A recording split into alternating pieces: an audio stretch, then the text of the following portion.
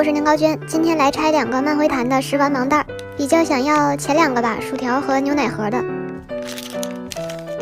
第一袋抽到了巧克力甜甜圈，哇，这个好浓的巧克力味儿，特别喜欢慢回弹的小玩具，捏起来就很解压。话说最近好多人吐槽我更新太慢，确实最近老是想打游戏，做事情注意力也不太集中。OK， 我们继续。第2袋抽到了一个小蛋糕，这个奶香味儿闻起来真的太好吃了，这个比刚刚的甜甜圈捏起来更软，好像一坨面哦。话说我只抽2袋就不需要每日一问了吧？今天来拆仙女自制盲袋，因为买之前我已经看到实物图了，真的超级可爱，应该只有仙女的手才能做到吧？你们一会儿不要太惊讶哦。小姐姐还给了2包小赠品，一个是草莓果酱华夫饼的冰箱贴，还有一个是维尼熊和小鸭子的冰箱贴，是不是已经大概能感受到仙女的水平了？哇，这包的也太严实了，好仔细的小姐姐。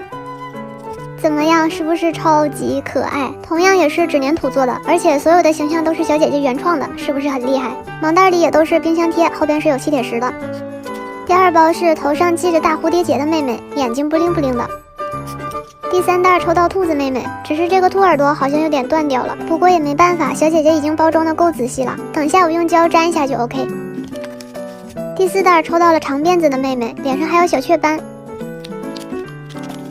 最后一包是狐狸妹妹，耳朵是那种闪闪的金属色。5只超萌小可爱，你 pick 哪一只呢？